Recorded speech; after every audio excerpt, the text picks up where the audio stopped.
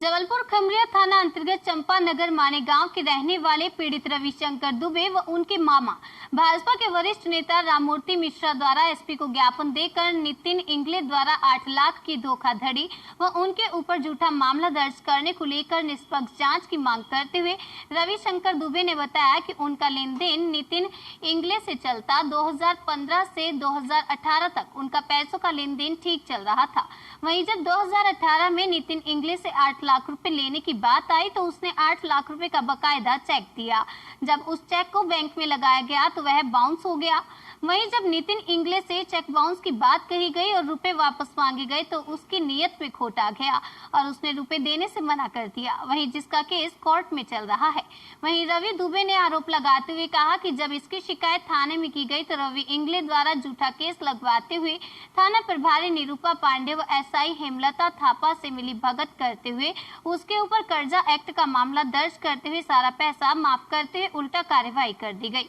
साथ ही एसआई हेमलता थापा द्वारा मामले को रफा दफा करने के एवज में रुपए की मांग की गई है। वहीं रवि दुबे ने कहा कि एसआई हेमलता थापा द्वारा कहा गया कि अगर कुछ करते हो तो केस रफा दफा कर सकते हैं, जो भी करना है हमें करना है, एसपी साहब कुछ नहीं करेंगे। वहीं रवि दुबे व राममूर्ति मिश्रा द्वारा एसपी सिद्धार्थ बहुगुणा से निष्पक्ष जांच करने की मांग की गई है। साथ ही पुलिस द्वारा आरोपी नितिन इंगले का साथ देने व पैसों की डिमांड को लेकर कार्रवाई की मांग की है। न्यूज़ ऑफ भारत के लिए जबलपुर से वाजिद खान की रिपोर्ट। ऑफिस आए हैं, क्या शिकायत? मैं सम्मानित एसपी सिद्धार्थ साहब से मिलने आया था, लेकिन इंसिडेंटली वो है नहीं।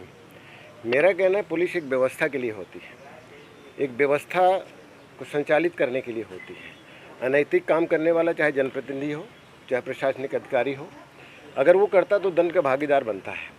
लेकिन सामान्य वर्ग का आदमी अगर कोई बिजनेस करता, व्यवसाय करता है, अगर वो सही दिशा में है, सही सापेक्ष पक्ष में है, तो अगर पुलिस के टीआई, सब इंस्पेक्टर अपने लालच में, अपने निजी स्वार्थ में, अपने निजी लालच में जांच नहीं करते हैं, जबकि तत्कालीन एसपी सम्मानीय अमित सिंह ने आदेश दिया था कि जांच कर उसको खात्मा लगाओ। उसको ना करने के बाद भाई ट्रांसफ़र हुआ है। संबंधित अधिकारी जो सब इंस्पेक्टर, वहाँ पर कोई महिला है, उसने कुछ डिमांड किया होगा, उस डिमांड की पूर्ति नहीं होगी क्योंकि एसपी साहब ने आदेश दे दिया था। तो आज जब ये निरूपा पांडे होंगे तो लेडी सिंघम बन रही हैं।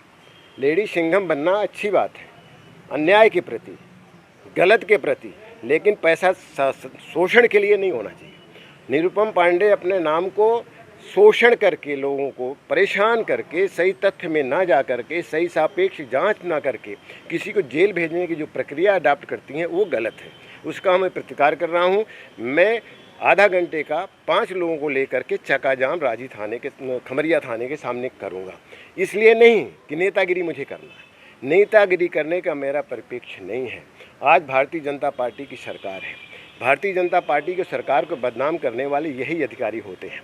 जो हमारे प्रदेश में जो हमारी सरकार चल रही है, उनको गंदा करने वाले ये लोग हैं। पैसा ये मांगते हैं, आम आदमी को परेशान करने की कोशिशें करते हैं। एक महिला है निरूपम पांडे, पैसे के लिए गलत सोच बनाती है, गलत सोच के तहत करती है।